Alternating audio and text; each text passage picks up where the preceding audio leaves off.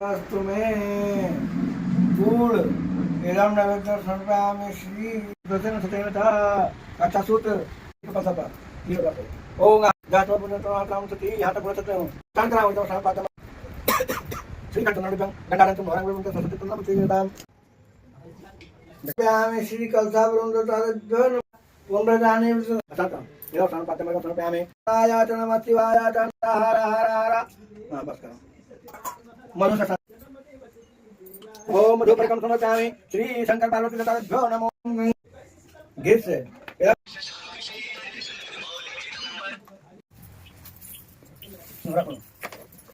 पर यहाँ पर बैठो इधर यार मम्मी है ना तो बैठ के देखो ये बैठो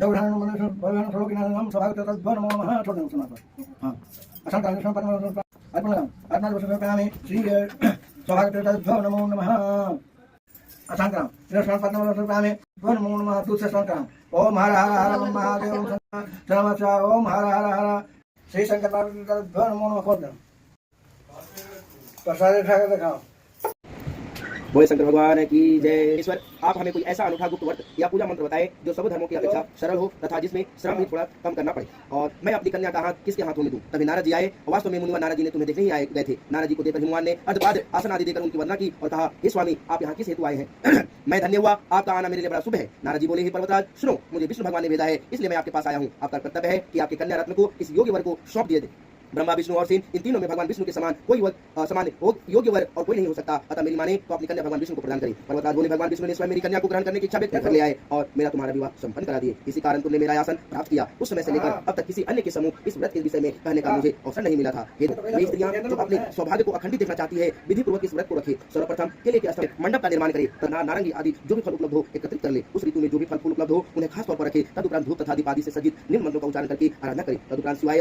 शिवाय शिवरूपिणः यहाँ से लेकर प्रसन्ना भाव पार्वती तक के मंत्रों को उच्चारित करके वंदन करें। इनका अर्थ है हे शिवे हे शिवरूपिणी मंगले सब संपदाओं से दात्री देवी हे स्वरूपे आपको नमस्कार करता है। मंत्रों के द्वारा पार्वती तथा शिव जी की पूजा करें। उसके बाद तचित होकर विधि से कथा श्रवण करें तथा ब्राह्मण को वस्त्र आदि दान तथा स्वर्ण आदि प्रदान करें। स्त्री पुरुष दोनों मन लगाकर एक साथ आराधना करें। तदंतर वस्त्र आदि जो भी हो उसका संकल्प करें। हे देवी जो भी नारी इस विधि से मेरी आराधना करती है उसे सब पापों से मुक्ति मिल जाती है तथा वह 7 जन्मों तक सुख तथा सौभाग्य को प्राप्त होती है। लेकिन स्त्री को नियम पूर्वक व्रत करना चाहिए। व्रत के दूसरे दिन सवेरे स्वर्ण चांदी तांबा तथा बांस के पात्र में अन्न भरकर ब्राह्मण को दान कर दे तथा पान आदि करे। इस प्रकार से व्रत वाली नारी को मेरे यानी शिव जी के समान पति की प्राप्ति होती है और मनासन अवस्था में उसका रूप तुम्हारे सदृश हो जाता है। इस व्रत को करने से वह समस्त संसारिक भोगों तथा सायुक्त मुक्ति की भागी होती है। इस हरितालिका की कथा भाग्य श्रवण से प्रत्येक प्राणी को 1 सहस्त्र अश्वमेध और सैकड़ों वाजपेयी करने का पुण्य फल मिलता है। हे देवी मैंने तुम्हें इस व्रत का विधान बताया है वह सब व्रतों में अतुल्य है सस्तनीय। बोले शंकर भगवान की जय।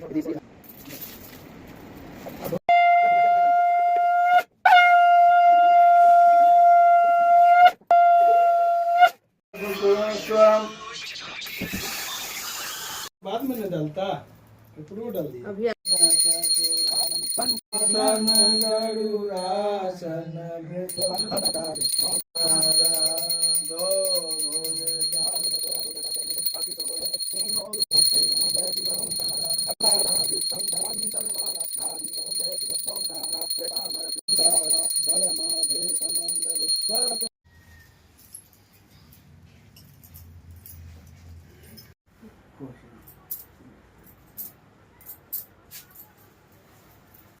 लोगों का